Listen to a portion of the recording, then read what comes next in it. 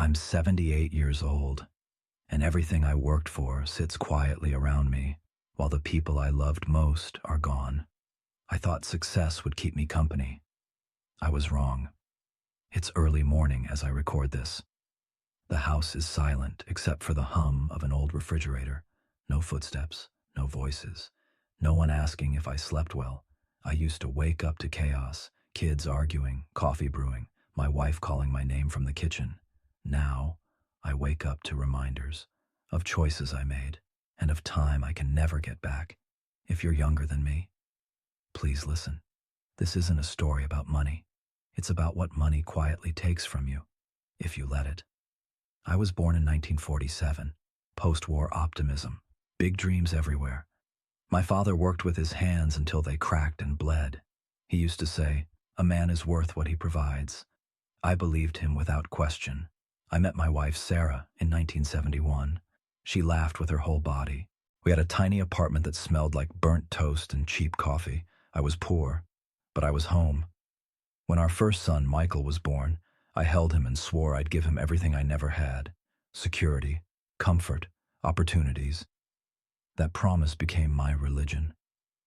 By the late 1970s, I was climbing fast. Long hours, promotions, recognition. People shook my hand harder when I introduced myself. At home, Sarah would ask, "Do you have to work this weekend?" I'd smile and say, "Just for a few years. Then I'll slow down." I believed that lie with my whole heart. The kids learned not to wait up for me. Dinner plates went cold. Birthday candles were blown out without me there. But I told myself stories. This is what good fathers do. This is sacrifice. This is love. I didn't see the distance growing, because success is loud and loss is quiet. It was 1985. I remember the year because I missed Michael's school play. He was 10.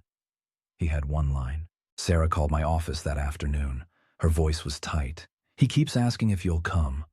I looked at my calendar. A client dinner, important people, big money. I said, "Tell him I'm proud of him." There was a pause. Then she said, "He wanted you to tell him that yourself." I hung up and stayed. That night, I came home late. The house smelled like popcorn and disappointment. Michael was asleep. I stood in his doorway and watched him breathe. I told myself I'd make it up to him. Years passed like that.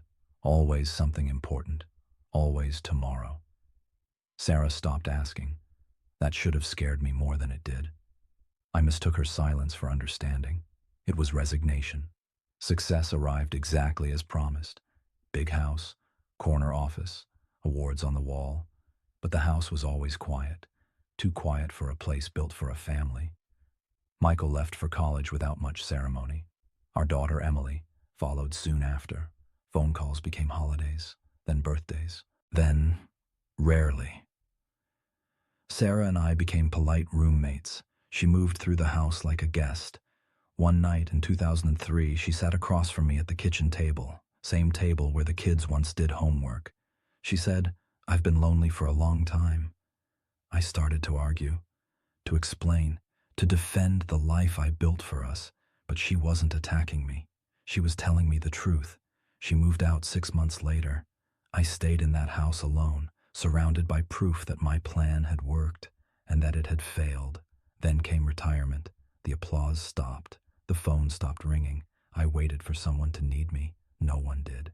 Michael lives 3 states away now. We exchange polite messages. Emily sends Christmas cards. They're good people. I just don't really know them. Last year I was hospitalized briefly. I listed my emergency contact and realized there was no one nearby to call. That was the moment it hit me. Not all at once, but like cold settling into old bones.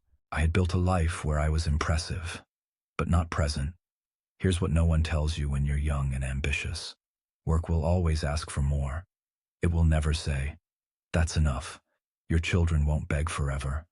Your partner won't wait indefinitely. Love doesn't disappear loudly. It fades while you're busy. I used to think providing was the same as loving. It isn't. Love is showing up tired. It's choosing the uncomfortable moment. It's being there when it costs you something. I have money, I have time, and I have silence. If I could go back, I wouldn't cancel every meeting, I wouldn't quit working, but I would miss fewer moments that never came back. I'd sit at the table more. I'd answer yes when my kids asked, "Can you play?" I'd listen when my wife said she felt alone, because now I understand too late.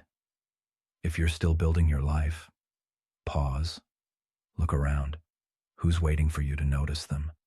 I can't rewind my years, but you can still choose differently. Call them, go home earlier, be there, while it still matters. If this story stayed with you, let it stay a little longer. Subscribe for more lessons from those of us who learned them too late. Time is quiet when it leaves. Don't let it slip away unnoticed.